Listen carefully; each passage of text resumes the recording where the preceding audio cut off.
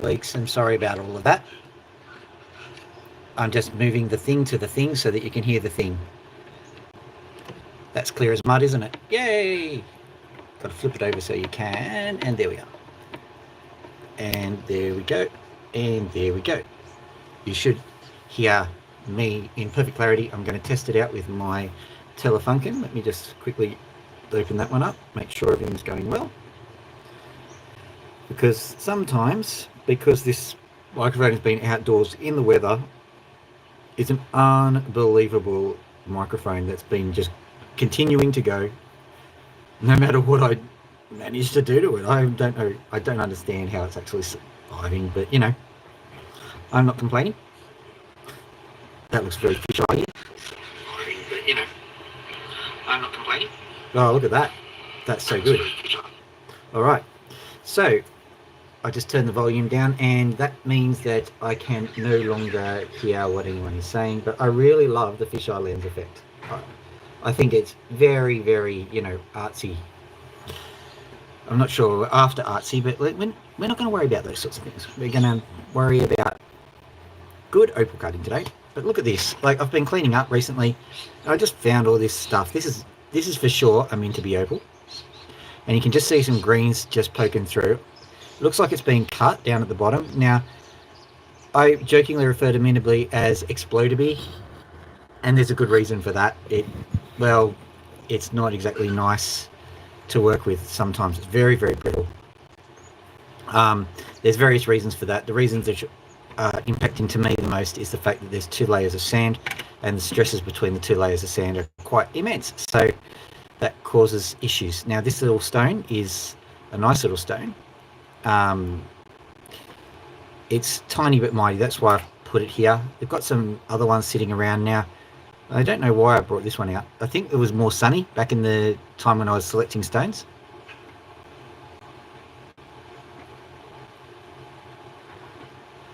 Is it a minty explosion? It could well be. Hello, how you doing? It's been ages. So this one is a lightning ridge. I'll give you the Mintaby ones. That one's Mintaby. That one's Mintaby. Let me have a look. That's a lightning ridge wood opal. This one's a finished stone. That was just for the shot. Not finished, it's a rub. You know what I mean. Yeah, that's Mintaby, just a tiny one.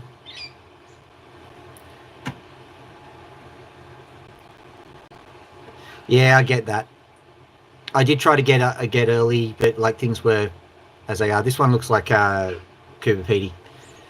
But if you're interested in Minabys, I've got just dozens of them just sitting around here. Here's the biggest one of them, just here. Found a whole stack of them. As a matter of fact, just for you, I'll do this one first. We'll just get cracking because you're tired. And that means you'll at least see something before you fall asleep or log off or something. So, let's give this one a shot. And what I'll do is I'll keep hunting until I find something good. This one is an interesting one. It's cracked. So it's got lots of colour in it. And I think I'll grab it, take a knobby down. There's a really interesting one that I'm just going to try and show you. This is a knobby here. Nice little knobby. I reckon that one will give you some results. But there's a real weird one. And seeing you're around, I want to show you the weird one. Where is it? Where is it? Where is it?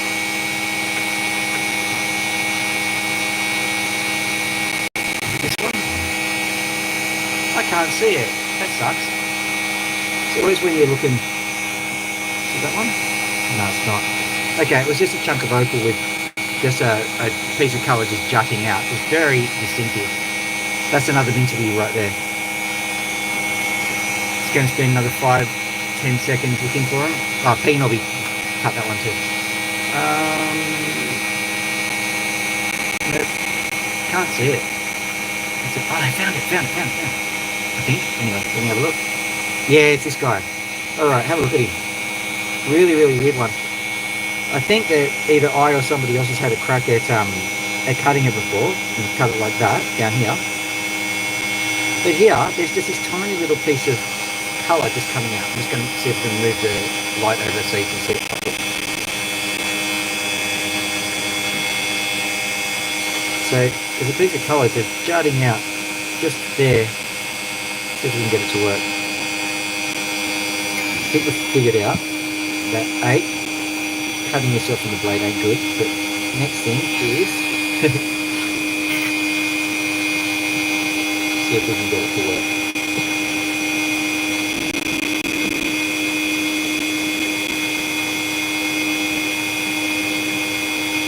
Anyway, that little white patch that's very prominent, that's the coloured bit. So that'll be interesting to work with, I think. But let's cut this one. Let's see what happens. So moving this over so that it gets enough light for me to see, which is as important as you seeing. Although, I've got to remember our dear audience. Meant to be, here we come. Meant to be strong, here we come. Life is where I started from.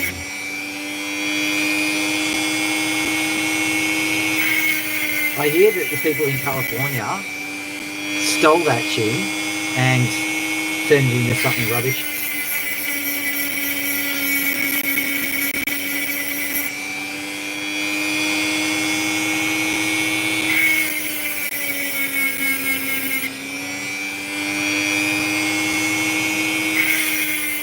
Just like the whole Ugg boots controversy, or controversy, whatever you want to call it. Do you know about that one? In Australia, we have called Ugg boots forever and a day. And some American companies have said, oh, there's a lot more nuance to it than this. But basically, some American company went and bought all the rights to the word Ugg boot. And so Australians can't call an Ugg boot an Ugg boot in the United States of America. I was thinking in order to get some revenge, what I'll probably do is I'd start up a company called Base. And then anyone who sold a baseball would get sued. Yes. That's my evil scheme. So that'd be about the equivalent. Fairly cultural. I mean, quite bogan, actually. Bogan, rough equivalent of that word is redneck.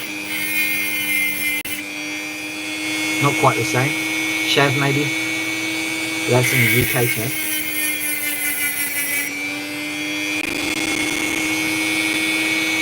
But anywho, they're worn by people who are a little bit, shall we say, bogan-esque. Or redneck-esque, or whatever you want to call it. Yes. Okay, so here's a problem that you sometimes come across. Now I can see just a little bit of colour showing through on the screen of Awesome, which is good. But what I'm seeing, as opposed to what you might be seeing, is the fact that on the side of this stone, see if I can find it, yeah, especially this side here, on this very, very thin sliver, there's actually some colour. Now, Minabir is well known for having these lovely colour bands which go in the wrong direction. What that means is that they show up really well on the sides, but they don't show up really well on the front. So we're going to have a look and see if we can just manoeuvre the stone a bit, change what we call the facing of the stone so that it actually is a bit more amenable to the colour. Quite a tough ask. Means getting a very thin stone and using whatever thickness you've got. We're getting there.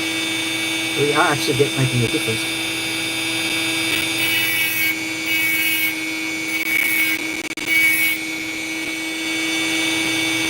So I don't know what you can see here, but I'm actually making some progress.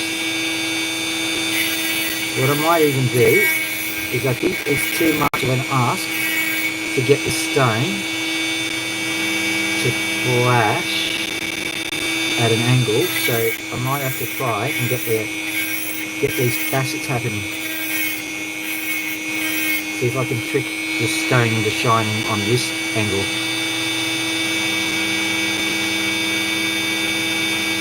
Yeah, sort of. So, what to do? What I might do, I'll experiment. I'll cut this end off, because it's probably going to have to come off anyway.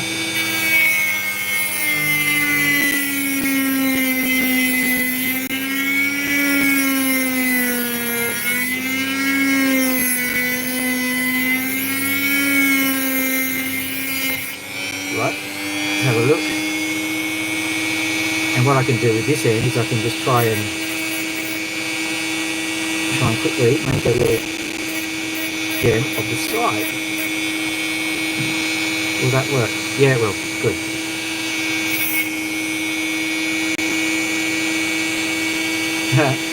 Good night, my friend.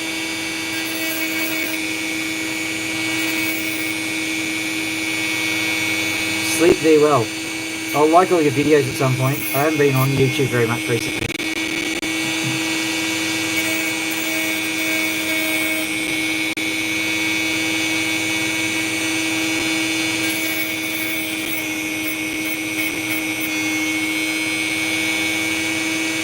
There you go. Now, I'm not sure you can see it, but the rest of you that are on, whoop, just did my nail. I just disobeyed him. That's the Opal guy, in case you don't know him. He's well worth a look. He does a few stones himself.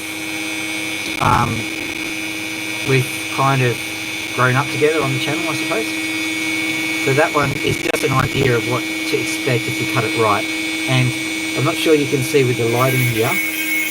I've never been really able to get the shot lighting going correctly. But if you get the lighting right, there's just a beautiful little hue of pink going to it. And just so that you can see the back of this stone, if you can see that there's a little bit of dark in the back of it. So I'm trying to keep a hold of that dark, even though it's pretty much a sandy dark.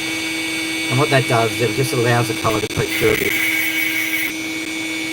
You'll know that lightning ridge opals are called black opals, and there's a reason why they sell well, because the black really does help with the colour.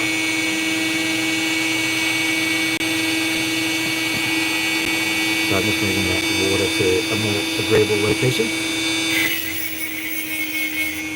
Also trying desperately to... The colour band itself is not only quite a finicky colour band, but it's also very thin. So getting any colour out of this guy is a bit of a challenge. Quite frankly, I love these kinds of challenges.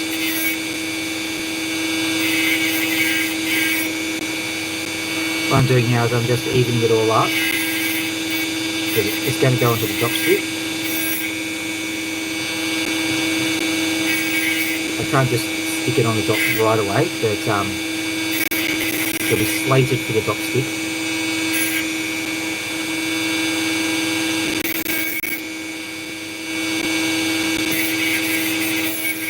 I'll show you a few of the sticks, the stones that have been polished up today as well. Although I think it's better off to just take a photo with a high quality camera and try and stick them onto the internet. Alright, well what you can see, or what I can see, let's try and move this camera around. It's got to be a little bit cautious here, because there is a... There's the...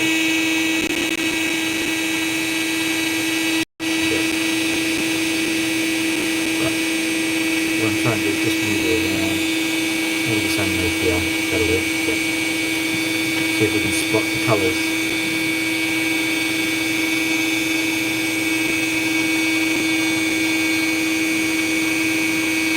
So hopefully you've got to get a glimpse of what I get to see. I've got a new little addition here. I've got the rubs jar. Very hard to think. In it goes. Right, let's just, what will we do? Let's get, where's that pea knobby? I'm having a look at it now. Okay. Move this back over to here so that we can get a good look at it. So, hello Daphne. Goodbye Daphne. Daphne's dog. Okay, so this particular knobby, you can see that there's an awful lot of sand just on the top of it. and I'm anticipating that the sand will go all the way through this, and it'll be quite interesting and tough to get a stone out of it. But if you have a look on the side, you can actually see there's some clear opal in the middle of it. So what I'm going to do is I'm just going to investigate, see if this is actually the truth. Is this knobby the clear stone? The other thing about it is that I've noticed that there is some colour.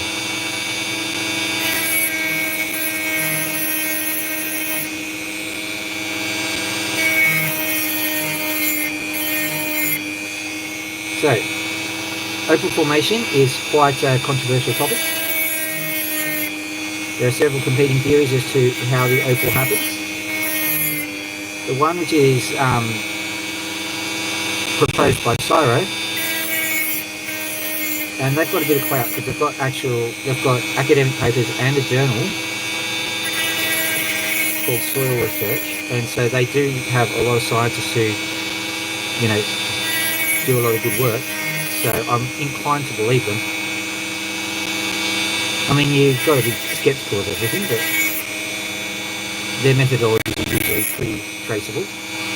What they've been saying about knobbies in general is that they are the homes of nematodes, and the sand that you see at the cap of the knobby is typically just the death throes of the nematodes when they've just used up all of their resources. So a knobby is an example of what we call a mini Malthusian catastrophe. Now, Malthusian catastrophes are what your average greenie is going to say happens if we use up all the resources in our environment. And you'll probably not be surprised at all to know that it was Malthus who coined the term. Amusingly, he said that in X number of years there's going to be a catastrophe. I can't remember. He very famously made a bet with a very notable scientist at the time. Let's see if this comes through. What have we got here? We have got some colour, a little bit of colour, not much. Let's see. Just look at myself. Can't see much there. I don't think it's well worth continuing that slice. But we've got a bigger slice here. What I'm going to do now is just carve all the sand off.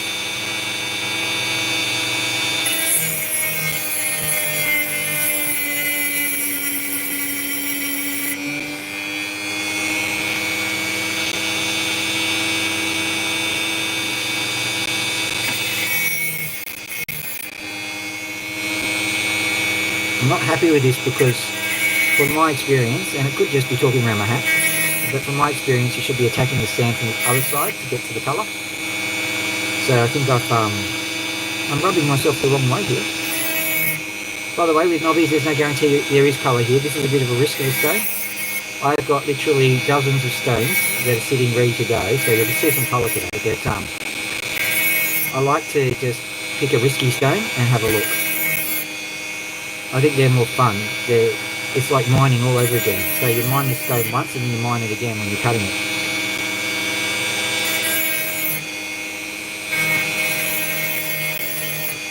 These pea knobbies, when they come off, they can be quite spectacular.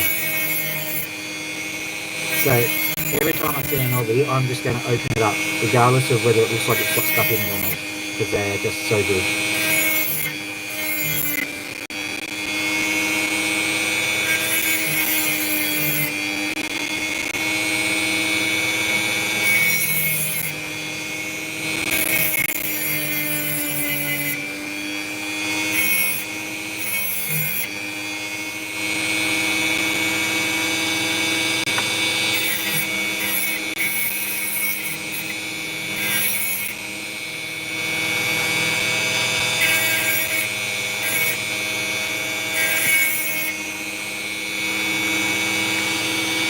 Right, let's have a look at this. Is there anything to write home about? So what I'm going to do is I'm going to just cut through the very end of it just to see if I can get something. A bit of a Hail Mary this because there doesn't seem to be anything here.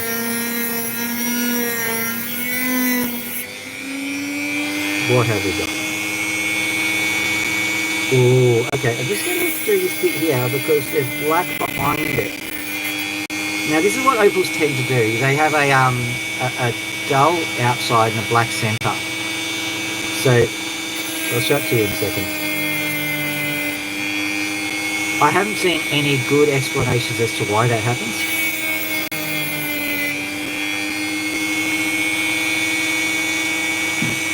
Like I was saying, the opal itself, there's nothing here as far as I can tell. Just carving it along one side just to see if there's a... See, these things are very, very sensitive to... They're very sensitive to the side that you cut them on. Now I'll show you this. See how there's this black spot in the middle? Most knobbies, and an awful lot of opal actually has that black spot in the middle of it. And I haven't seen some very good explanations. What I do know is that there's seam opal and there is knobby opal. And if gyro is to be believed, then slim opal and knobby opal are pretty much the same thing.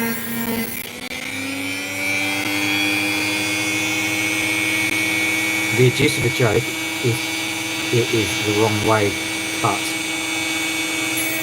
Find that soon enough.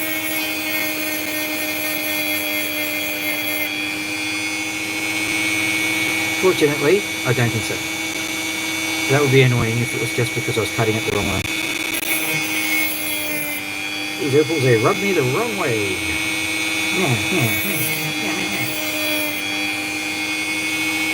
Yeah, I'm not getting anything no matter how I facet it. So I think we've just run a blank at this guy. Let me just quickly finish this sandy bit off. Maybe there's just something sitting at the back here.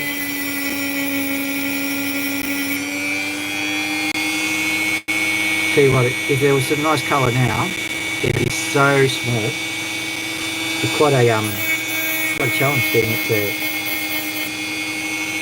become a stone. But that brings me as a beautiful segue over to this one. Given up on that one, but have a look here. This is the tiniest stone, but because the colour is just so intense, it's well worth giving it a shot.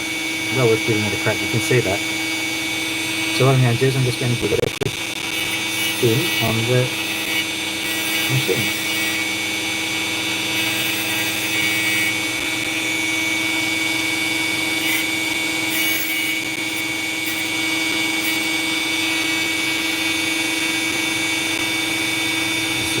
Here we go.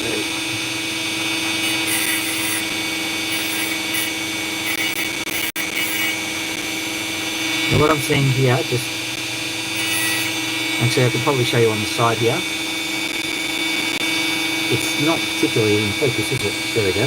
You can see how the you can see how the sand's piling up on one side. So clearly it's not straight on the dot. So I've got to be a bit cautious here. Because with such a small stone, to make a mistake is to use up an awful lot of the opal.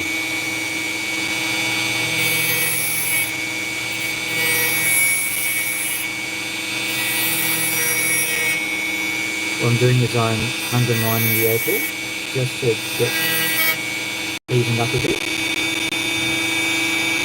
Now, just carefully carve that edge off.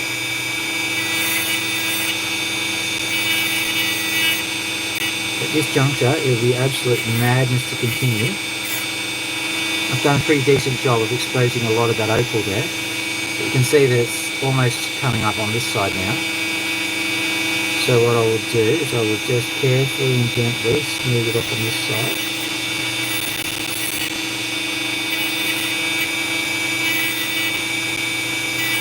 And leave the back to be, well, the back. Having said that, it's come good. Look at that. Hang on. This happens from time to time. It may still, yeah, it might be viewed from the top. Yep. Okay, as you were.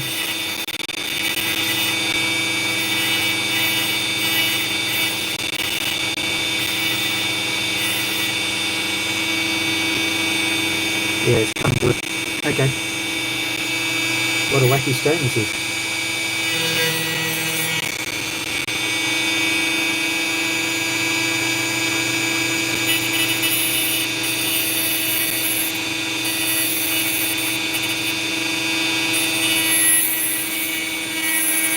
You're going, that looks like delicate work. You would be correct. It is delicate work.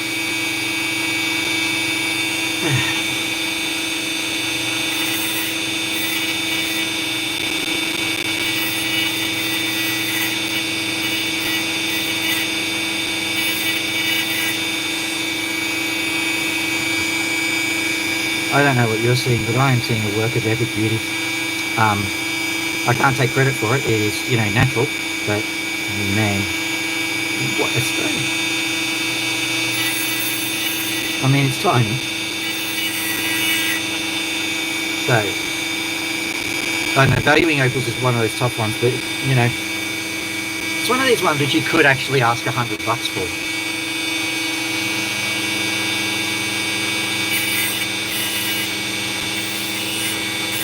Even though it's only going to be a fraction of a carat. And when you think about it, how much is half a carat of diamonds?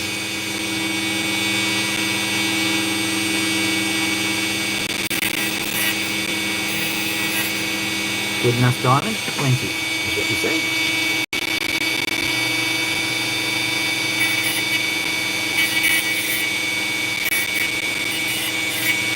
And yes, I could turn and type in the powder.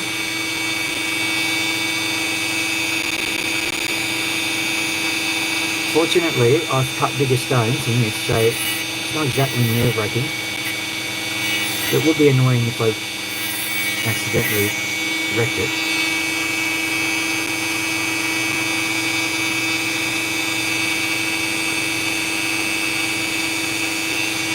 There we go, not a bad bit of stone. I might just smooth it out a bit more.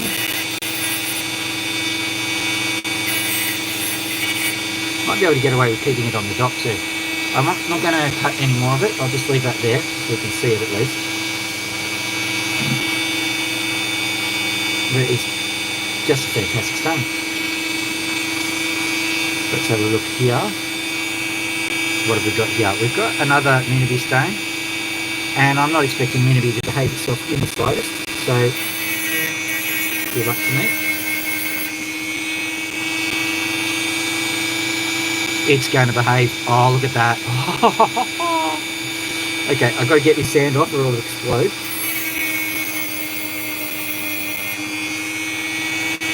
My goodness, look at you.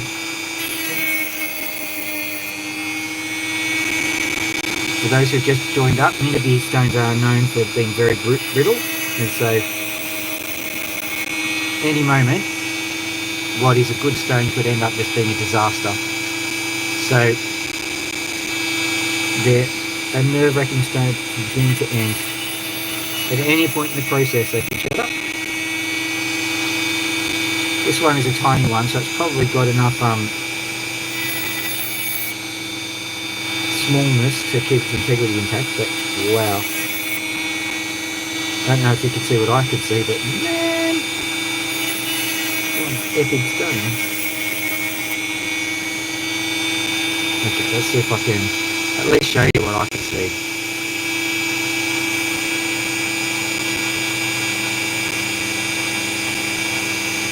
So I can see an awful lot here, but let's just try and over here, see if it works over there, because we've got an awful lot of pull that's happening here. That is just one amazing stone. I'll continue to cut and see what we get out of it.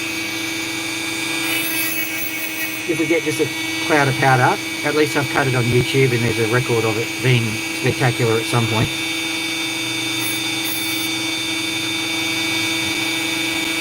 Wow. Just glinting back at me.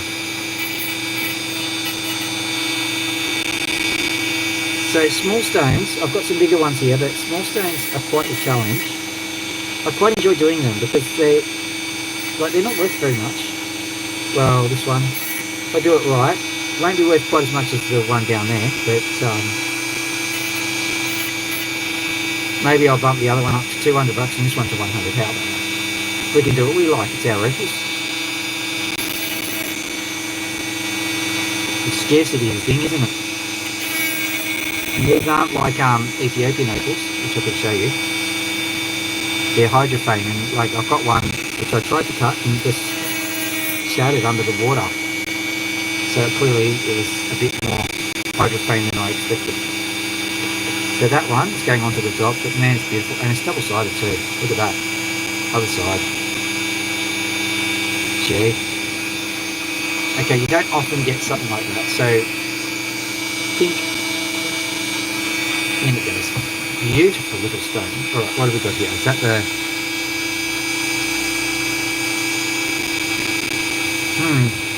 This looks like a scoop. I'll cut that one last because I'm worried it's a fossil, and you shouldn't really cut into fossils. I mean, everyone does. Oh, gee.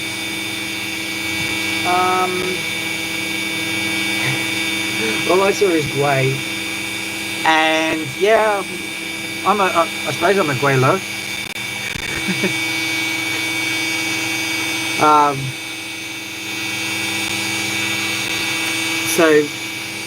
Ni hao. That's about all I can say in Chinese, I'm afraid. I can say rice, which apparently is ni.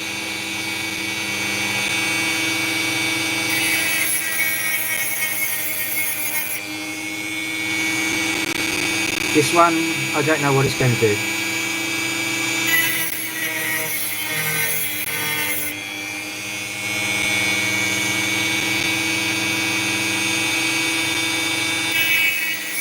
It'd be nice if Google Translate was doing its thing. Normally it does, doesn't it?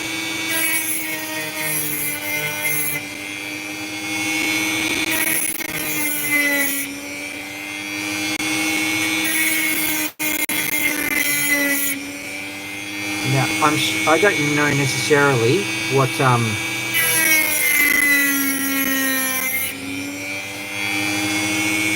yes, because the Chinese characters are showing up on the screen.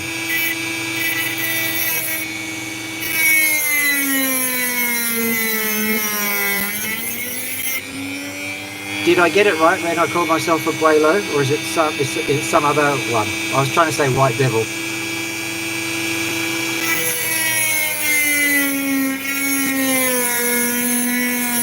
It's okay, we're all friends here.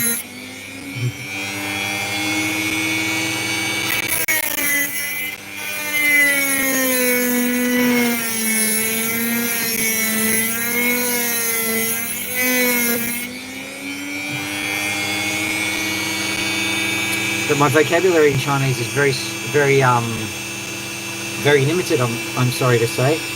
I know yes and no, but you probably wouldn't know it because my accent's so bad. I think it's je and bouger. It's very hard with a Western mouth to push your teeth together the right way to do it. Je. No, it's very difficult. Of course, rice, which is and I know it's a tonal language, so I'm aware that if I use the wrong tone, I might be saying something completely different, and I'm hoping I just haven't insulted your mother, basically. If I get any kind of understanding, I win.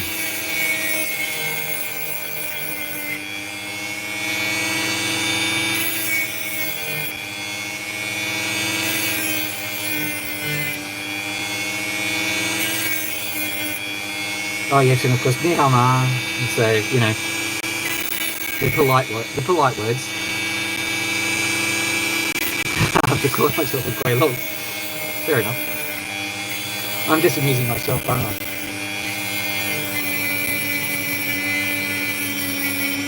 Is it? I think it's grey low, not grey long. Yeah.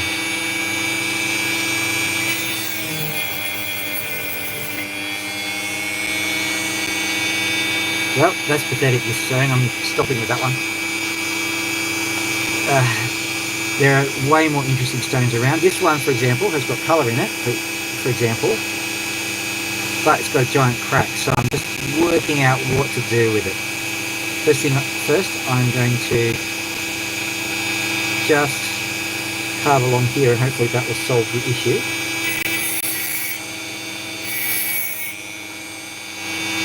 How deep does that crack go? It goes all the way through.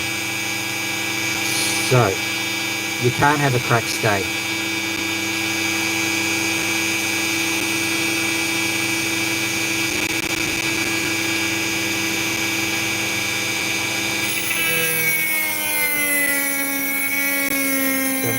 So I have to cut it. I don't want to. I have to slice. Because at some stage you'll be slicing, or at some stage it will be breaking, so no point.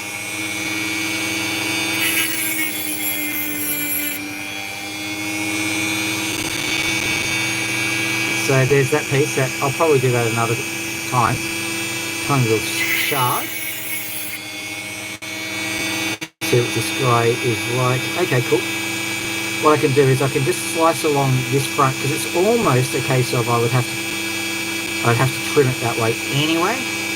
Let's see if we can trim it along here in such a way that we can just get it to slice along the crack. If it just comes apart on the crack, that'd be nice, because that means I don't have to cut it too much.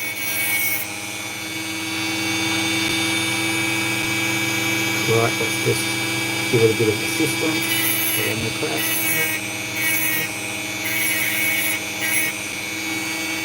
See where you're going to go yet? No, not going yet. Going to have to cut along the crack. Didn't want to do that, but that's okay.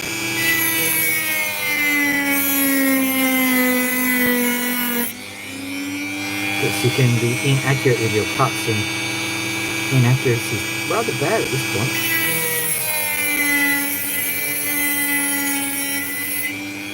There's one. Wow, tiny. Well, if I can cut something out of that, I'm a genius. May as well finish the cut though. There it goes. Right.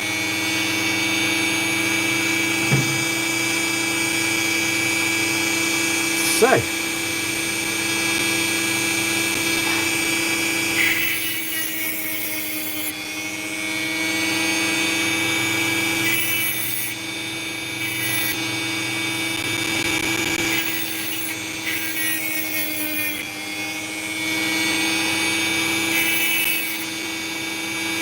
Actually, I've got my second pane here, so I could probably actually say stuff that's proper in other languages, which might be handy.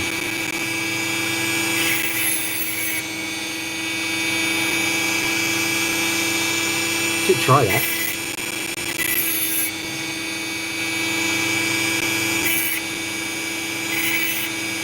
Interesting setup. Okay, so what do I do here? I just carve along here, carve this down a bit. It gives me a bit of leeway. Believe it or not, that helps make a bigger stone. Right, just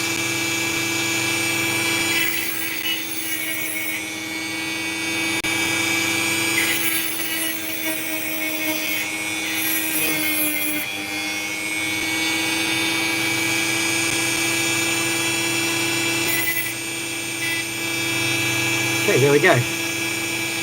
So in this light it's probably not as good, but let's see. How's the, I'm just looking at the image from my other phone, which is quite rubbishy. But there you go. Hopefully that gives you an idea of what the trying to avoid the blade.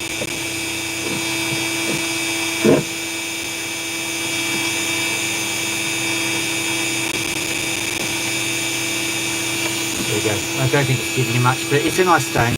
Probably needs some sunlight to show how good it is. So into the jar it goes. Tink. Alright, move this back in. We'll have a look around. There's a massive minibee, and this one will be entertaining because it's either going to cut a nice stone or it's going to smash. As a matter of fact, this piece here, just to give you an idea, I think that's already a fragment of it. So this is the stone itself, quite thin to be. As you can see, it's got like crevices and cracks all through it, but none actually in the stone matrix itself, so that's good. what I'm going to do is I'm going to very carefully just take off some of the outside. See what that does. Because I have a feeling that the stone itself is quite spectacular. If I can get it out. That's a big if. And let me have a look here. The $1,000,000 question is, should I slice it? Which is probably means if I'm contemplating slicing it, that means I probably should do. Everyone loves having a big stone. Everyone wants that massive 400 carat stone, but sometimes it's just not going to happen, and you're better off knowing sooner than later. If you slice it early, you have 2 stones. If you slice it late, you have 1 stone, but it's the same size as the 2 stones that you sliced early. So always err on the side of the slice. Now I'm just pass through here, see what that does. Don't want to go too far. Yeah, so what I'll do is I'll just carve this off the end here. This is so nerve-wracking because I'm already cutting off some good colour, I can see that.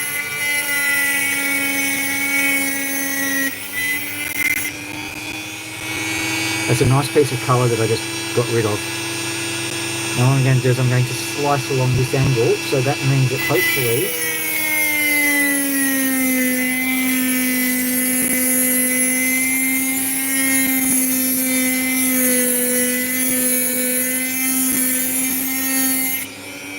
instead of attacking it from the side and getting powder, I've actually got chips, opal chips.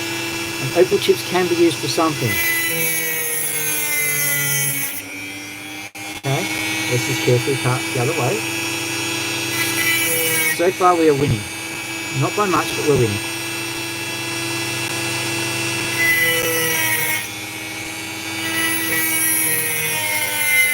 I've managed to blunt the edge of that negative stone too, so I'm not going to shatter. Yeah, look at that.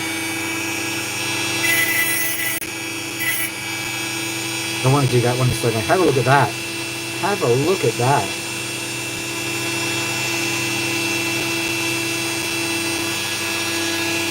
I don't know what you could see here. Let's try and well we're showing you.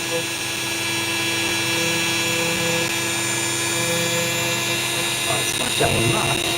That's sad. But it's absolutely fantastic. Try going this. Spin it around and see what we get. Because this one really is worth looking at. It's only my lighting that's causing the issues.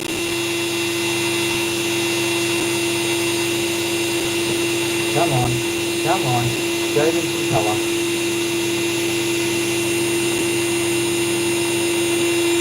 Not playing ball, is it? Come on, you've got to go now. You've got to go now. There it is. A little bit, yeah, still a little bit of a colour. Point that away. Just moving it all around. But yeah, this guy's fantastic. It is spectacular. As I was hoping it would be. Now, what I might have to do is the stress is not over yet because there is still an awful lot of crevice here. So, what will I do? I might carve in amongst here and see if that goes away first. It might just be a ridgy sand all the way through it though. If it is, well, not much we can do about it. What I will do is I will carve from here in.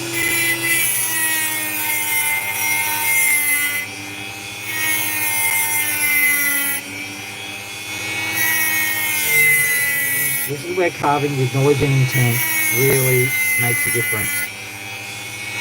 Get a good stone, the temptation is just to get in there and try and make as big a stone as possible. And you miss out doing that.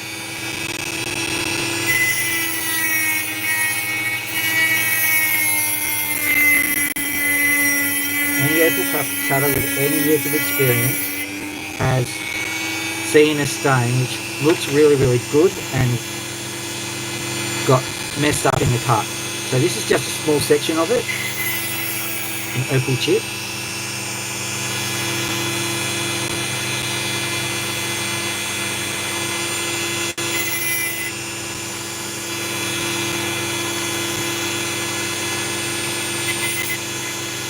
is just a taste of things to come. I just found the way it faces. It faces like that. I don't know if you can see that. Hopefully you can. I won't waste too much time with it because we've got bigger ones to cut. But G is a good one. You're going to have to talk to Paul. Is it Paul? No, it's not. It's Black Opal's direct. What's his name? Anyway, that guy,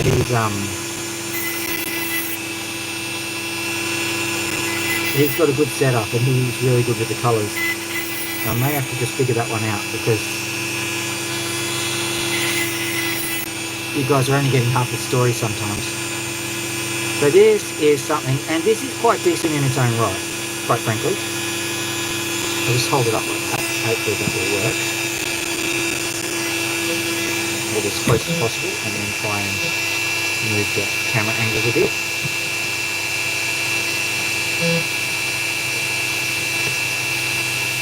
I think we're getting something of it. Like, this is just so much better in the flesh. So much more spectacular. That's going in the jar. That's actually well worth a pretty penny on its own right. And yet, I've still got this monster to cut through. So far, I've done okay. I've cut, like, I don't know. I've cut 3 gems off it. 3 very small gems, admittedly. But gems nonetheless. Cut 3 gems off it. And I've still got quite a large stone to play with. So this is quite a success. Okay, what I'll do is I'll just slice this other bit off. Now, I don't see anything practical on this piece of stone here. A little bit that I'm slicing off, but could be. You never know what the cut face does.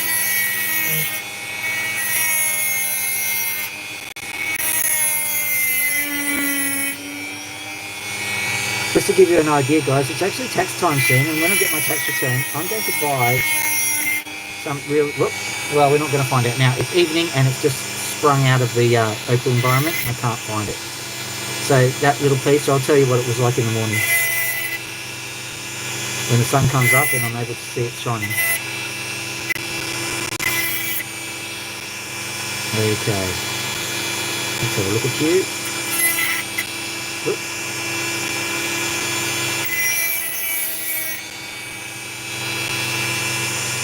What a magnificent stone.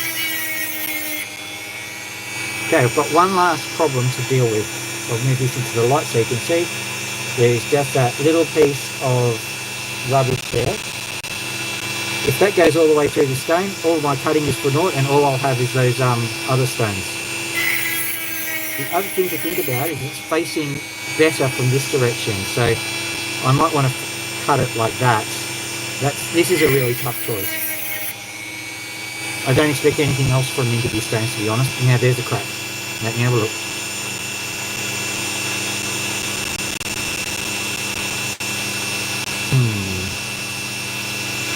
Right, so that's nothing. So maybe get rid of it. And if you're wondering whether this stone is actually going to resolve, I genuinely don't know. What I do know is that the colour has turned out really good, but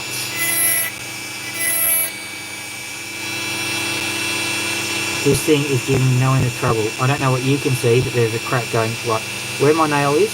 It's going right up into the colour, and I'm trying to figure out what to do with it. What I'm going to have to do is just carve a little bit into there. That's the cracked part. It's going to solve it for me. No, it's not. Okay, so I'm going to carve into here just gently. What I'm trying to do is I'm trying to cut up to the weakness. And if we're lucky, the crack will come through on this side, and then just the affected piece of stone will just fall away. If we're not lucky, I'll be doing this until the entire stone is powder. And I will not be a happy camper.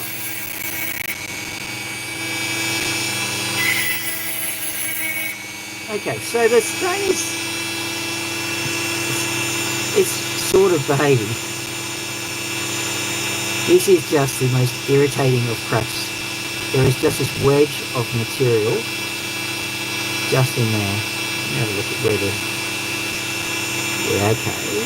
So I think I'm going to have to just carve it off. Oh well. This is not optimal, but you can't have a crack. I'd much rather have a piece of material to play with. This is just... Okay, previously not nerve-wracking, now nerve-wracking, because, like, this is all on me. If I do the wrong thing, then like, a good stone with good colour, easy $500. I am literally cutting it from $1,000 stone to a $500, just so that you know. But you expect that to happen. You very rarely get the, you know, the big, awesome stones. And if you're one of these guys who can afford to go to the miners and just, you know, swing him a couple of thousand to look out for a nice stone caller. I can't do that. This is not my full-time job.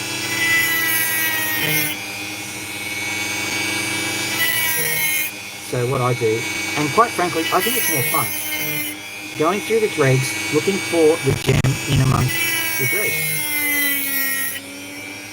And sometimes this happens, and I am, okay, this stone is difficult and I'm managing it, and I'm kind of happy. And what have we got here? Let's see. I can't see any colour in it. What I'll do is I'll just quickly carve this rubbish away. Another pointer, what we mean by pointer is point something at the carrot.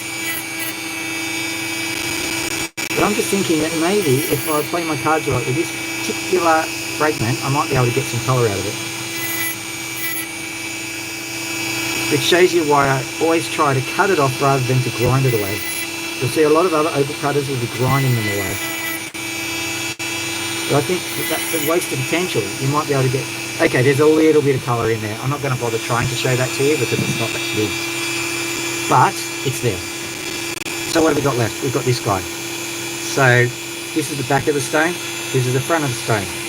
The front of the stone is displaying quite a decent amount of colour. I'm going to just start with... I'm going to make a cat out of it, which is going to be wasteful in material, but, you know, you can't help that.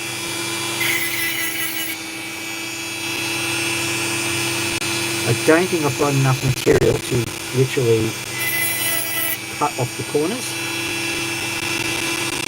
Now, a cushion cut is all well and good, which is what a square one is. But either a drop or a cad is a much better stone, especially when you've got a nice piece of material like this. So I'm going for the most lucrative of the cuts. But it does necessitate me removing some material and moving some weight. And yep, they are measured in carats, but also realistically it's the area of the stone. I'm hoping that something will happen that elongates the stone a bit too. I don't necessarily want to just elongate it myself. What I can see is that material is flying off every time I do this, and it's more material than I'm comfortable with. This is my stone elongation happening. So what I'm going to be doing at this point in time, very carefully and very gently dropping it soon, and I'll be slowing all of the machines down. Look at that. Oh, can you see that? I don't know if you can. I might just move this camera over a bit of time. You can still hear, hopefully that's good. Just checking to see what you can see. Right. So that you can see on this side. Because that's where most of the action is anyway.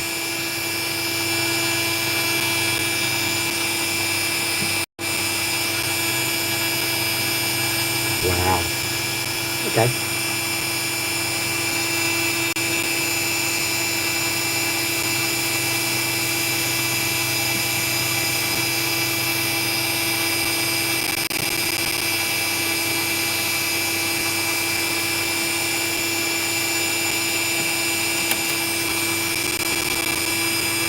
Okay.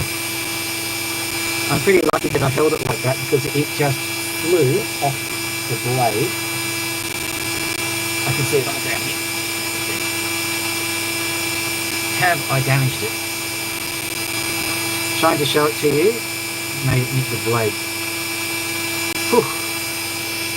Don't do that again, please. What I'm going to do here is something which will help conserve weight, and also I have to consult with a jeweler on this one, but I'll carve a notch into it. Basically, I'll carve a little lump at the back so that it will fit nicely into a setting. If jewelers don't like it, I'll try and make a ring myself that'll do it. Right, so it's rounder than I would like, but you can't have everything.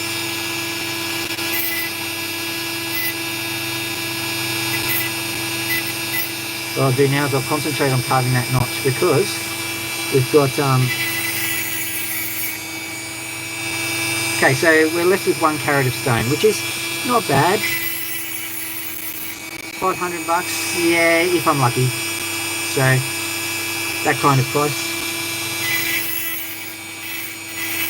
Someone who really likes Minibee stones will probably pay that much, but you've got, like, you know, markets are just markets, so just do what you can. Right, there's still evidence of that crack back here, so I'm just getting rid of some of that. There's nothing else for it, you have to get rid of the cracks if they're there. Because you'll just have it sitting in a gem case and you'll get it out and say, look at this amazing stuff. Oh, it's cracked. It'll crack at the worst possible time. So what I'm going to do is I'm going to very carefully grind out the cracks later on. But I think I've gotten most of it under control. Into the jar that goes. No, we didn't break while I did that. Good. Okay. Oh. Well, that was exciting. Oh, a bit too exciting. And would you believe I have another one here? This is possibly the same thing. How much excitement can we have? So what I'm seeing here is a stone that most likely has got another piece of material going through to the back. But I'm not as concerned because you can see that there's actually some colour here. So I might have 1 long stone and 1 cab. So let's see what happens if I just carve through there. What do we get? Yeah, I think we're going to have to.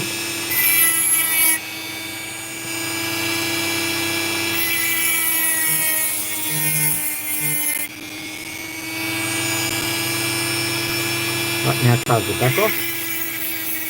Make it nice and smooth. Here's where it's going to get into trouble because it's very thin on one side. Going to have to solve that issue.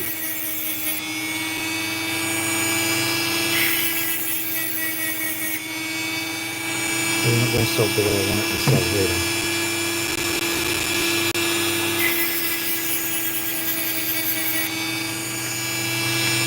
Right, so there's a little pit here. That pit just can't stay. What am I going to do? Alright, so I'm going to go with the original plan and just carve along that. I knew I had to do that anyway.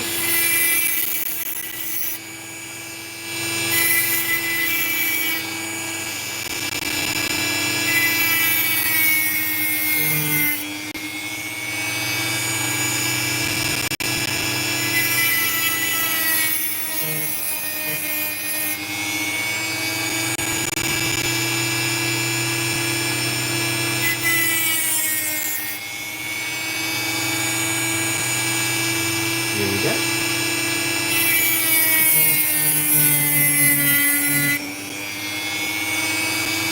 Could have done better, but it certainly is pretty good considering. Whoa, went everywhere. That's a bit.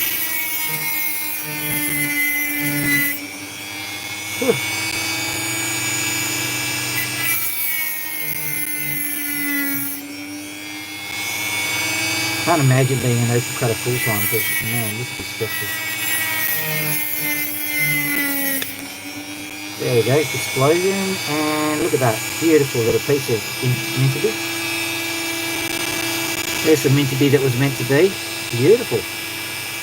Small, but I'm not complaining.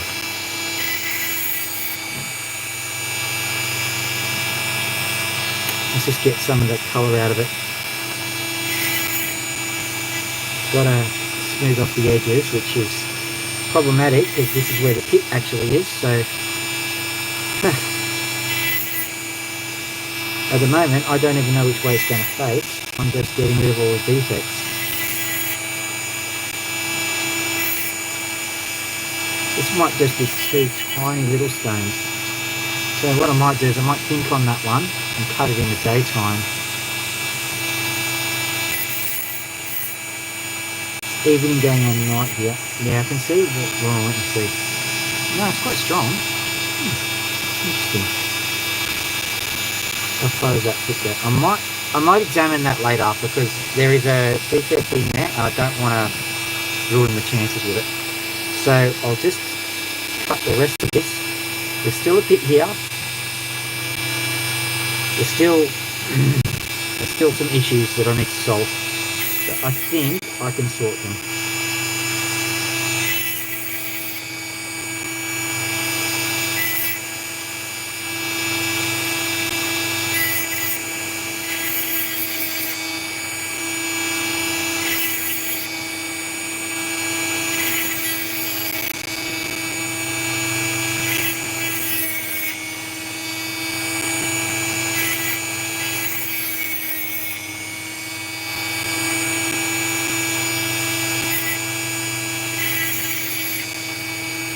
I'm asking myself a question at this point, do I cut off or just grind away because it's very thin? You might think about doubleting this. Not all of it, but there's just a bit that could be doubleted. Let's have a look at what we've got here. Oof.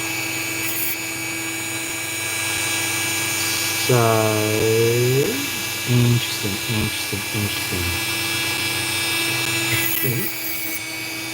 Can we go from this side? I think we can. What I'm going to do is I'm going to employ a pretty radical strategy here. I'm going to carve in from both sides until one side gets colour. High risk because you might, just meet in the middle. Okay, got it. There we go. This bit, carving it off.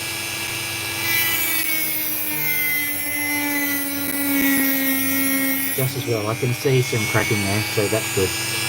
Well done. That's a sound precision. That one flew past my right shoulder, and it's dark outside, so I can't see where it went. I will pick that one up in the morning.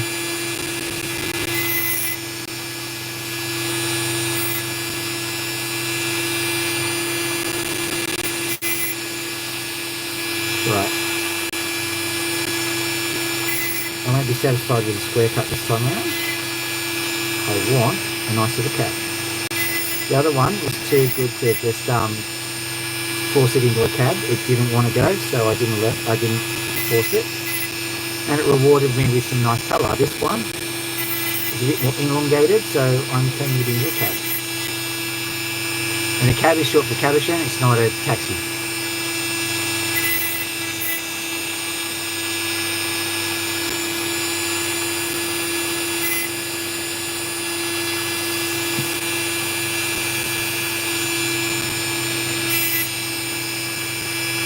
Come on, you can do this. You can do it. There we go. Alright. Okay. Nice little stone. I'm going to have to check that one in the morning because it's got a bit of a dark band going through it. I think. Here we go. What have we got here? We've got its brother here. So this one here, it's got a thin weak section here, leading to a sharp fragment, which I think is, that's going to have to be sacrificed. This can come off straight away. Whilst I've got a handle for it, I'll just carve it off. The sand is the bit that worries me the most because the sand is what will cause issues. The sand causes tension in the stone, it expands and contracts at different rates, causing stresses, and the thing will fracture. And Yinabi stone is brittle enough without having the sand there making things worse. So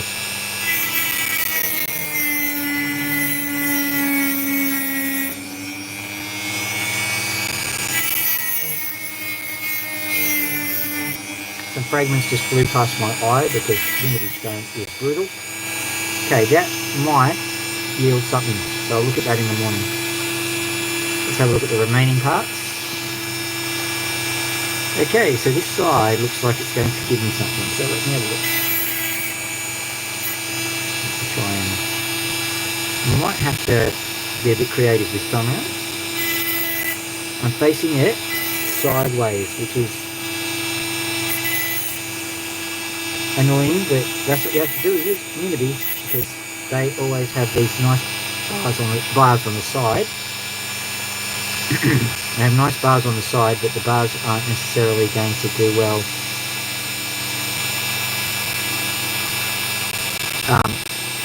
if you cut them in a way which maximises their area. You can only see them side on, I'm afraid.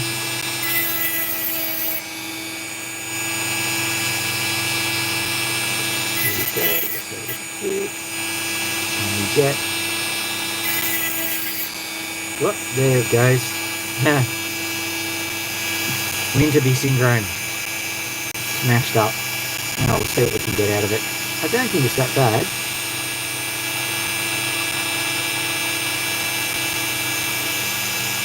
I can't go from the side anymore, so we're just going to have to hope this bar works out. Oh, it's pretty deeply flawed. This might have to be chalked up as a failure. So I'll do is I'll tidy up the end and I'll look at it in the morning to see what is going on. So I think this guy failed. Oh well. Can't have them all. Can't have them. Sometimes you get the bear. Sometimes the bear gets you. That's just the way life is. That's why these things are expensive, and there is still a crack in this one. I can see it. So, goodbye. You are the weakest link. So you, by far better than that, but I'm not going to touch you. This one here, what am I going to do with that? I'll put this into shot so you can at least see what I'm doing. Still not sure what that is. Not going to touch it until I know. Okay, so this one, you can see once again you've got sand on top, you've got rough kind of sandy patch on the bottom. That's what identifies it as a mini-bee, and I don't know if you can see this or not, but basically there's a bar of red going down the side here, and I think we've got Buckley's and none of getting that bar of red to show up here. So the most surface area is not going to produce the best stone. But, famous last words. You never know. This is looking very much like one of the first ones that I did. Ooh. Well, I think I'm just going to shut up and cut because this is quite interesting. I think I can see some cracking, but that could just be the sand. It is Unity, so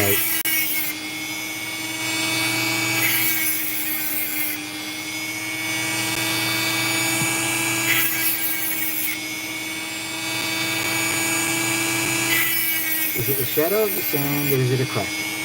That's the question. Shadow or crack? Shadow or crack? Shadow or crack? Shadow or crack? Shadow or crack?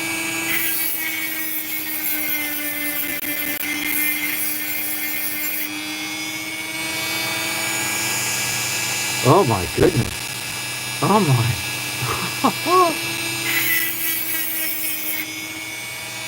Could it be? We've got pinfire happening. Oh wow. Oh wow.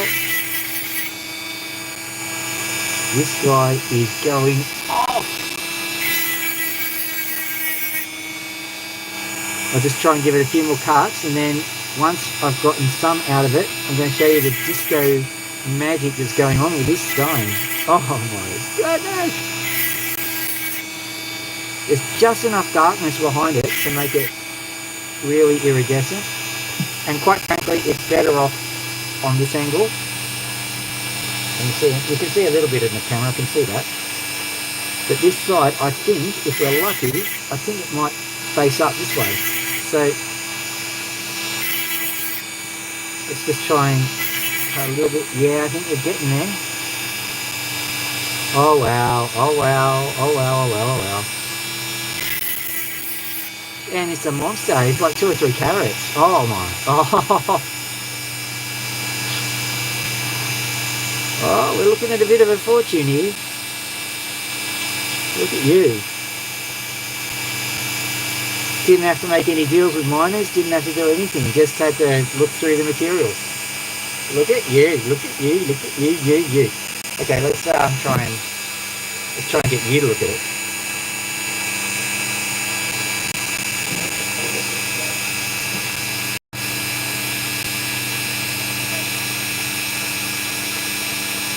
I hope you see it because it is just spectacular.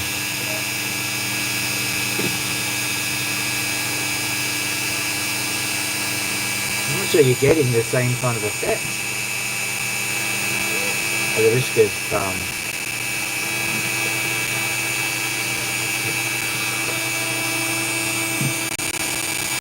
there we go. See some of the colour anyway.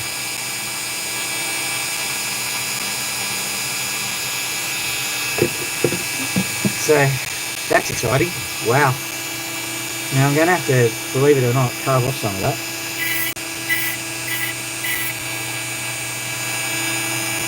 As you can imagine, I'm trying not to cut off much at all, but you know.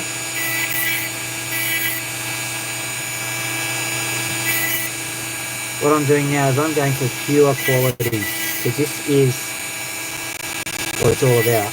You've got to make a nice quality stone, so you can't just leave bits that are bad, or you can't leave bad angles or anything.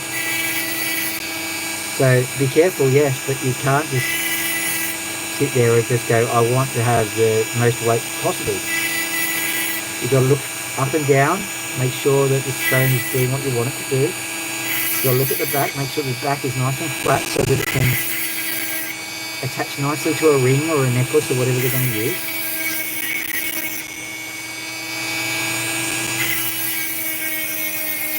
And make sure there's no sand or no things that can make people go, oh, is it going to crack? You've got to do all the things. You've got to make it into a nice stone. Only then can you make it a perfectly saleable one. The problem is that now that I've got this one, now there is a little bit of, this is a tricky cut, so maybe I wouldn't be blamed if I messed it up, but at the same time,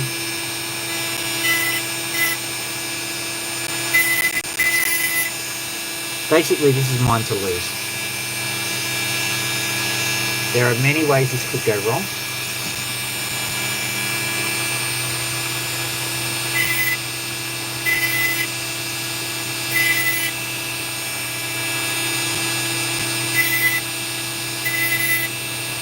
And I can do it by half degrees as well.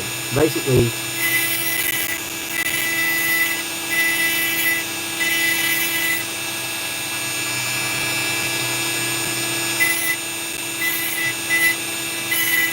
I can overcut one side and then I have to even it up on the other, and you can do that and you can just end up with nothing.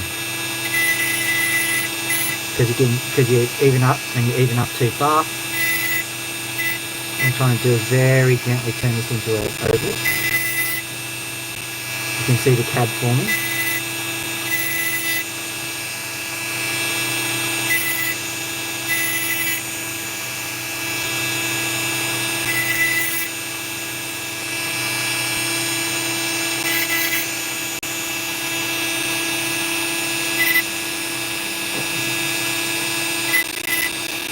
So which of you in the viewership gave me the good luck? Which one of you was it? Whoever it was, thank you very much for watching.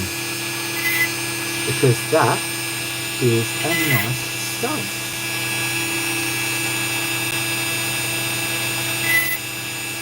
So, as entertaining as this is, what I've got to do is I've got to think of the stone itself. So I'm not going to do much more. This is going to go onto a drop stick, and a drop stick is, I'll show you, something like this thing that I was using before. something like that. When it goes onto that, you've got to heat up some wax and do a few things. When it goes onto that, it means you've just got so much more control over the stone. And also I'm going to move up a few grits. I'm going to move it to the sandpaper so that it'll buff out quite nicely. But that, wow, that is just, that is amazing stone. Amazing stone. Oh boy. It's getting cold out here, so what I might do is I might look around for one more, and then I'll go in and we'll say hello to the birds, and then we'll finish up. Let me see. If we're going to do one more, we've got to make it a good one, hey? I'll show you some honourable mentions. Here's a fragment here. That fragment there, it's got some nice colour in it, but I think it's just too small to cut. And now I don't have the sunlight to tell me what the stone's going to be like, so I'm just guessing now. You only did one, so let's try this one. See what it's going to do. So the issues with this stone: there's a bit of sand going through. There's potentially a crack. It might just fall apart. But hey, we've been good and lucky, so what I'd say is if it goes wrong, we don't complain.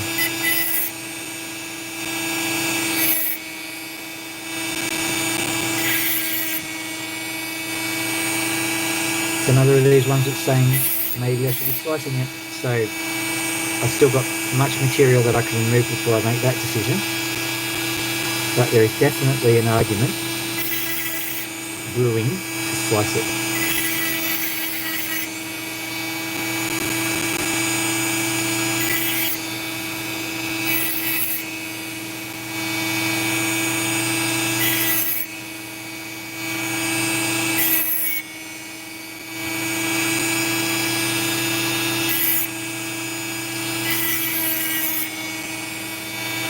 Yep. This isn't too bad because if I slice it this way, I'll be able to make it into a tab. So it'll mean that I can have a nice dome on it still, when really it shouldn't have a dome at all. So ultimately, not a bad little compromised slice here.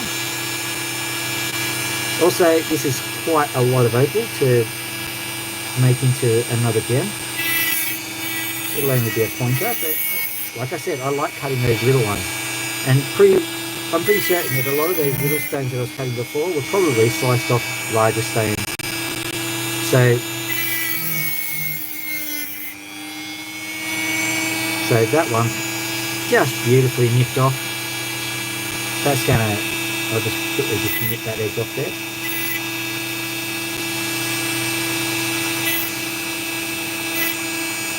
Ooh, I'm getting tired. I might mess this up. Stay tuned if you want to see me mess one up. I won't do it deliberately. Oh, nearly did it. Not bad. A bit of a jelly opal though. So let's have a look. Yep, I'll take you out like so. Yep. So it's a bit clear. A bit more jelly than I was hoping for, but that's okay. Got some black material sitting around so I can make it into a doublet. A doublet is simply when you get a precious opal that is too small or too clear or too something, and you stick it onto something black, and that almost invariably enhances the colour of the stone. Right. See, I can feel my edges going, so to speak. Not quite so good at what I'm doing. I can still see a crack here. So will it behave for me? Will it behave? Can I cut it off from this side?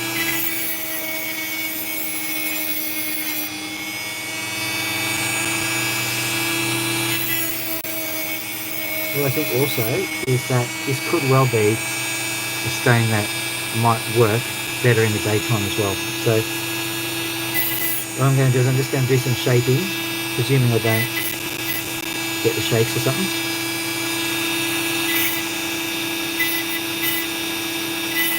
Yeah, it's getting very see-through, very jelly. So basically, I've got two options. I can facet it,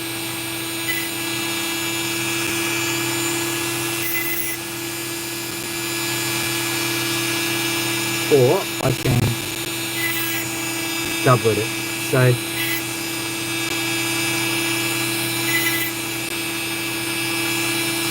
one can facet an opal. It's not usually the method of choice, but there we go. Okay, not too bad. I'm not going to make an extra special effort to try and show it off because it's pretty bland. Ah. Oh boy. Alright, so one of the things that I do towards the end is I show you the birds, see how they're going. So let's take the microphone out. I'm going to take this. Oh, here we go. Yoink.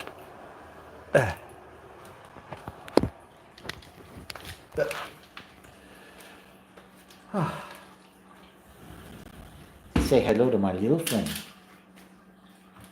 Oh, it was cold out there. And you can see, you can see that Loki is all fluffed up and she's shivering. Oh, Loki, you're shivering. You're cold. Okay, so for those people in the Northern Hemisphere, hello. Yeah, that was Max. Max is shivering too. So those in the Northern Hemisphere, it is currently wintertime in Australia. And so I don't know what you consider to be a cold temperature, but around here, it can sometimes go into the negative degrees Celsius, which is close to, I don't know, I'll call it 15 degrees Fahrenheit. That's good enough. Or maybe 30 degrees Fahrenheit. So these guys, they are very well adapted for deserts. No, don't do that, Loki. Just going for the padlock. Doesn't like it. She will defeat it eventually, by the way. My father had a Corella, which is another type of cockatoo.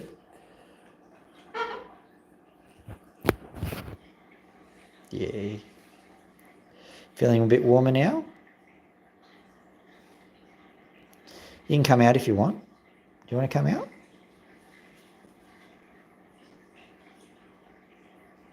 Yeah.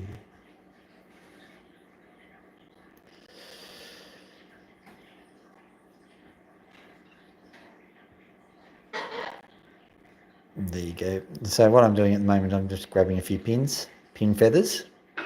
So those are the feathers that are just growing, and because they've got claws and beaks and stuff that are all aimed in the wrong direction, they can't get the top of their head or their neck very easily. So if you just sit there and, yeah, you can see she's loving it. Absolutely loving it.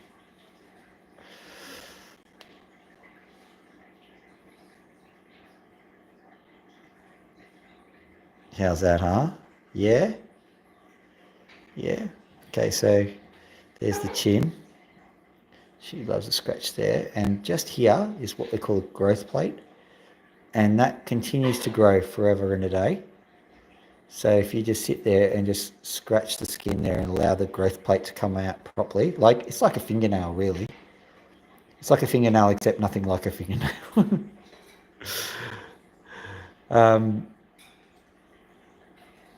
So if you let that growth plate come out, you can see, like, giving them any kind of scratches along the nares, which are the nostrils, they're called nares. Any kind of scratches. You okay, Max? You okay? This is Max. He's an abuse case, so you've got to be a bit cautious with him. He will bite.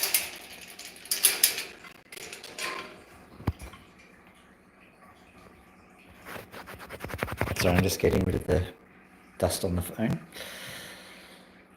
It's okay, Max. Do you want to come here? Do you want to come here? What do you want? Do you want to get out? Would you like a scratch?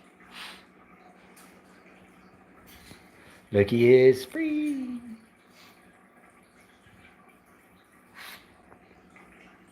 Scratch. Let me get back.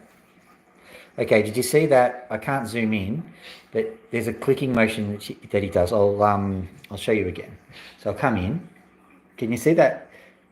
So when cockatoos hiss, they're not happy. Except my cockatoos. They've learned to communicate with a series of hisses. So if I move back a bit, you'll watch his beak will kind of move up and down. Watch. You're not going to do it now, are you? Do you want me back here? Get me closer. Back again. Yeah, I know. Do you want to scratch? Scratch. Scratch. Yeah, there you go. Scratch. There we go. Now this guy is perfectly capable of doing damage. So it's always a bit of a tense moment when you make contact with Max. I think he'll be a firm friend eventually. And when I first got him, I didn't think I was going to be touching him in any way. I got him because he was in a bad way. That was the only reason why I got him. And I just thought, I'll put him in a cage and he'll live the rest of his life happy. At the time, I thought his wings were smashed up. He'd been clipped pretty severely. Good news is he can fly now. But I think he's become a bit too tame, and cockatoos, they're feral around here anyway. So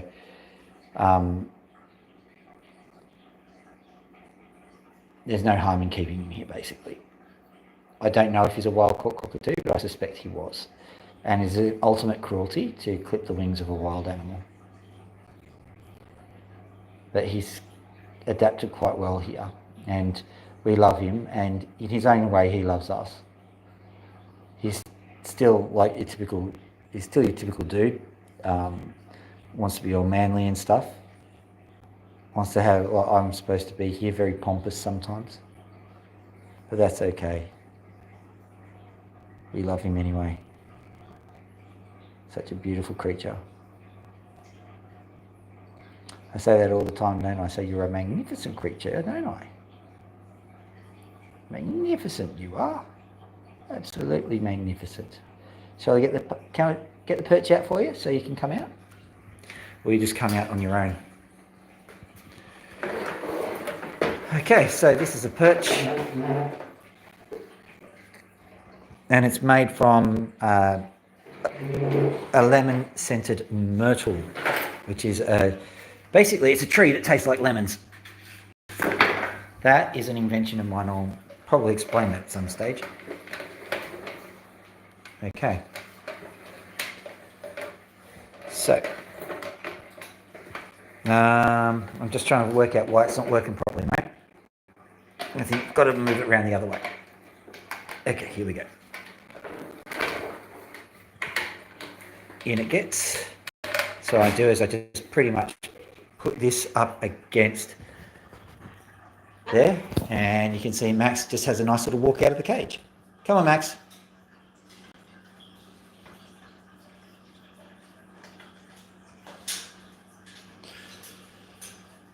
This is standard dominance behaviour.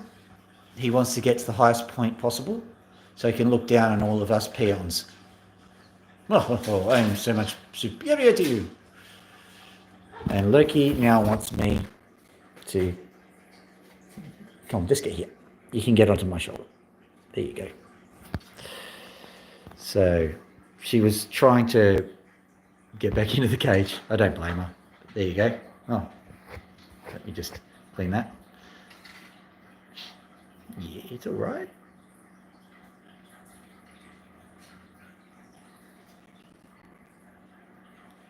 What's going on here, Max? Flip it around. Now what we do at this point in time is we go, see out, I want you to have a fly, okay? Do you want to go for a fly? Or do you want to just hit the battle ropes? Scratch. Good bit.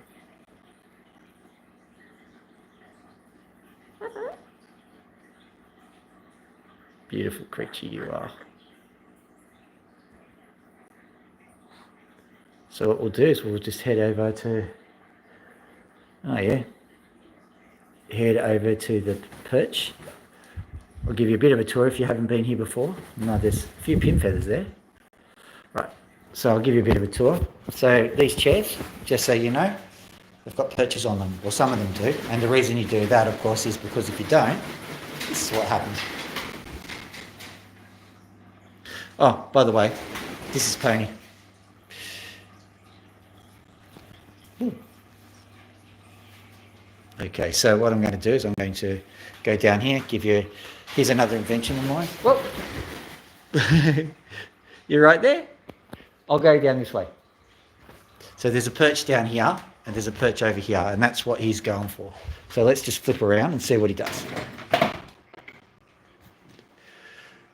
You want to come for a fly, Max? Or have you... You're not going to go into Loki's cage, are you?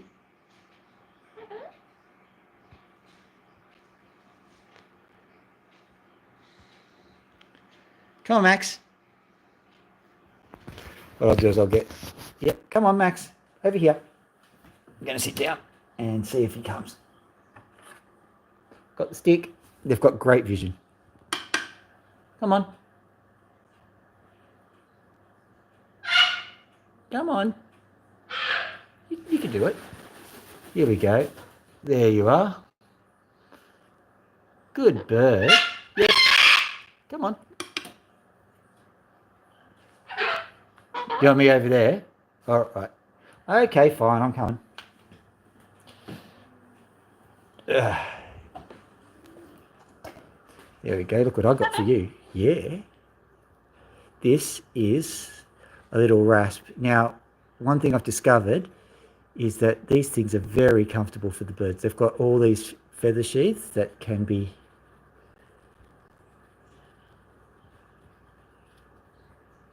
taken out. In case you ever wondered what a cockatoo's ear looks like, it's just in there. See if we can make it. Oh, look, there's a pin feather. See if we can spot that pin feather for you first. Sorry, Max. Usually does not like the camera at all. He's being very tolerant. Loki is creating... Hang on for a second.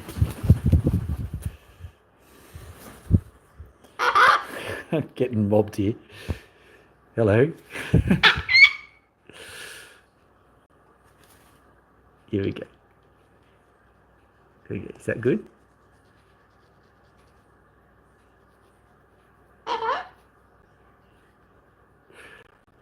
Now, I stand by my words when I said that he is actually quite aggressive.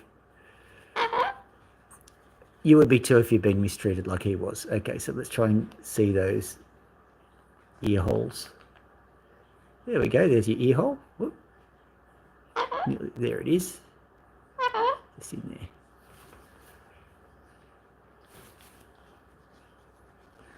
You like having your ears scratched, don't you? I suppose it's the same kind of thing.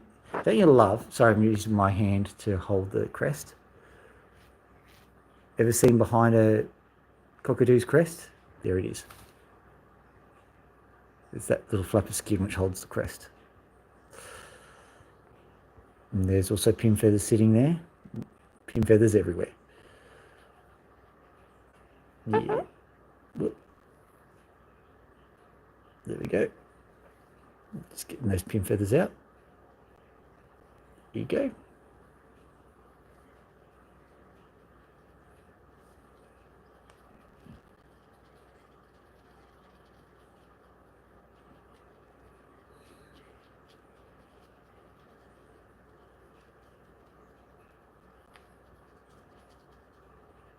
You like that, don't you?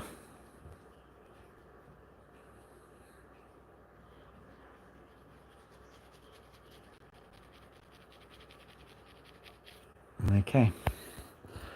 Right.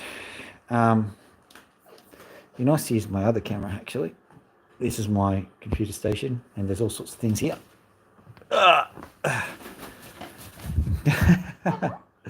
Someone's followed me.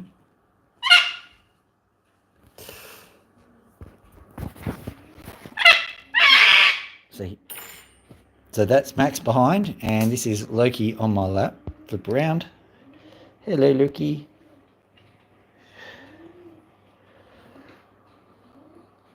Loki's just a bit freaked out. And I'm just going to have a look here, see if we can find some pins for you.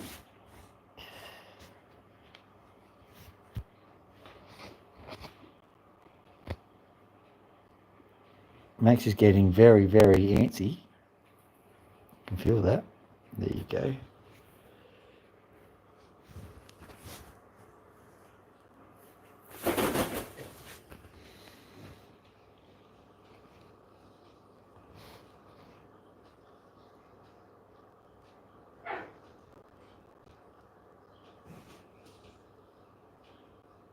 Found one.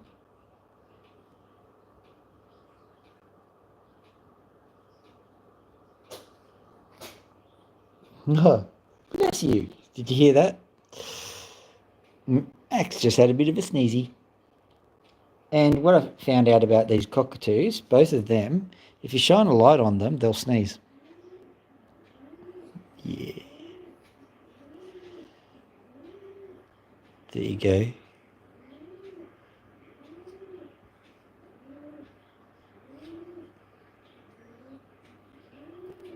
You're absolutely loving that, aren't you? You're absolutely loving it.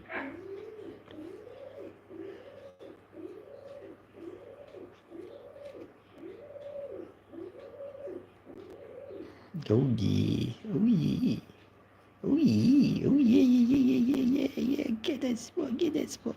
One weird thing about cockatoos is that their eyes are indestructible. If you accidentally smack them in the eye, they don't care. Obviously, you don't try.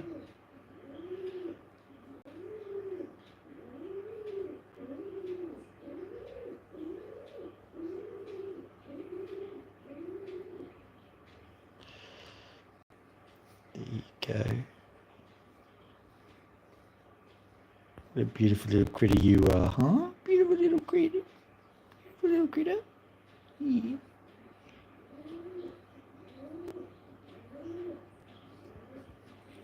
There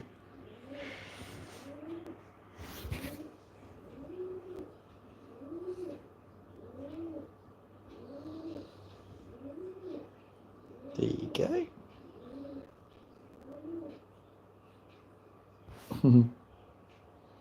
Right. So, shall we go do some tricks for the peoples? Step up. Step up. Good bit. All right. It's okay.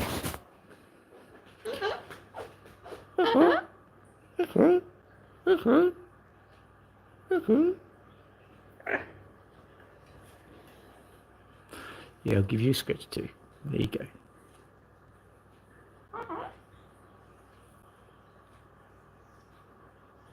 Look at you. Those are mean eyes which have got just a hint of kindness in them. Just realizing that he's in among friends, which is kind of cool. This is the thing about these animals. They really do understand. Ooh. Sorry, I didn't mean to do that, mate. Can I have a look? So what I did was I accidentally hit a pink pin. So let's have a look. No, it's not that pink. See all that? That's not opal dust. That's bird dust.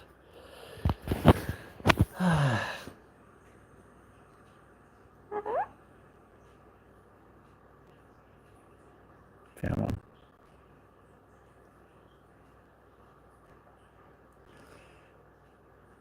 They're not used to primate grooming. Like they're used to bird grooming, which is more of an intimate activity. So you've got to be careful.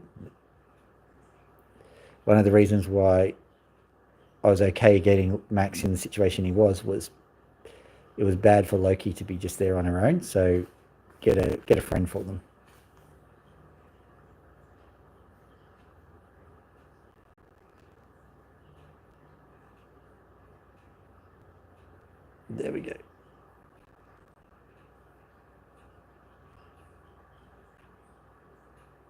Right. So if anyone's new here, I presume they are because YouTube is pushing this live feed a lot nowadays. This channel deals with an awful lot of things. Sometimes deals with opals, sometimes deals with fossils, sometimes deals with environmental issues, sometimes deals with parrots, because I happen to have two of my own, and sometimes it deals with a pigeon by the name of Pony, who we took pity on as she was freezing to death outside 2 years ago.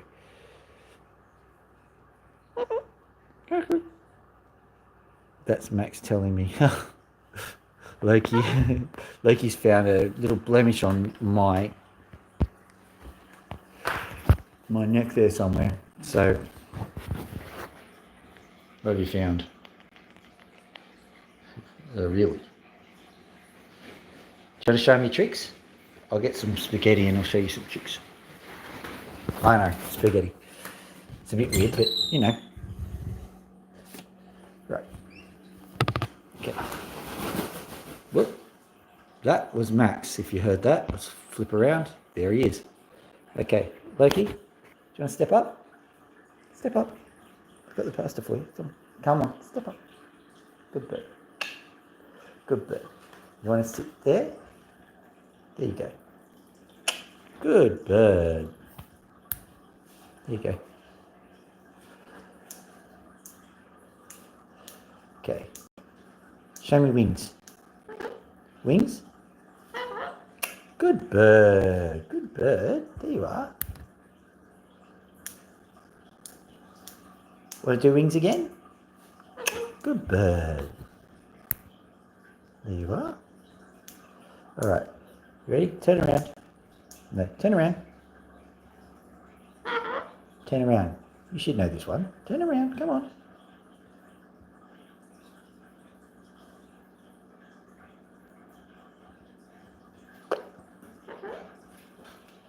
Interesting. All right. Do you want to shake me by the hand? How do you do? There you are. All right. Do you want to give me a high four? Good bird.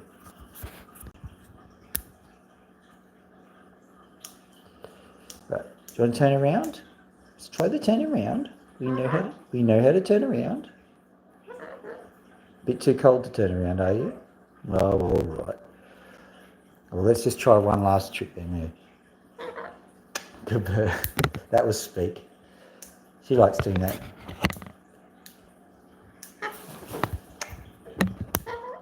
There you are. Come back. She's a bit nervous of Max. Now, Max doesn't know many tricks.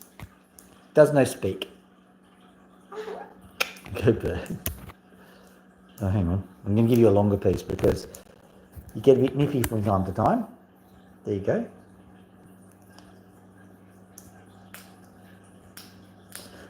There you go. You deserve that, Loki. Just gave Loki a piece of food. Now, let's see if Max can do wings, because, wings? He has no idea what I'm asking. Wings? Stand there, look cute. Oh, very good. There you are. Like, he didn't do the turnaround, but that's okay. She was very wary of the fact that Max was around. So I'll give her an 8 out of 10 for what she did today. All right. So we'll say hello and goodbye to Pony.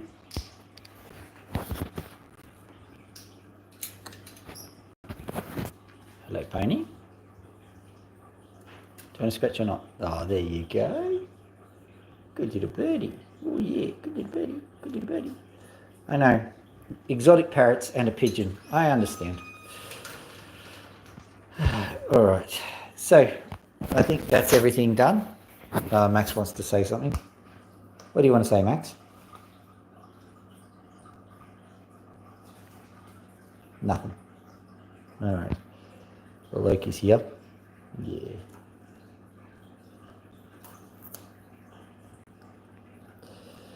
All right. So I think that's about everything done now. Oh, Hello, Jade Girl, and thank you. Yes, they are both beautiful birds, and Pony's also a beautiful bird. Um, love them to bits, these guys. So I think that's about enough for today. I'm a bit exhausted and a bit cold, actually. It's quite cold around here nowadays. So all that's left to say is I hope you had a good time, and Dr. Phil out. Hooroo, guys.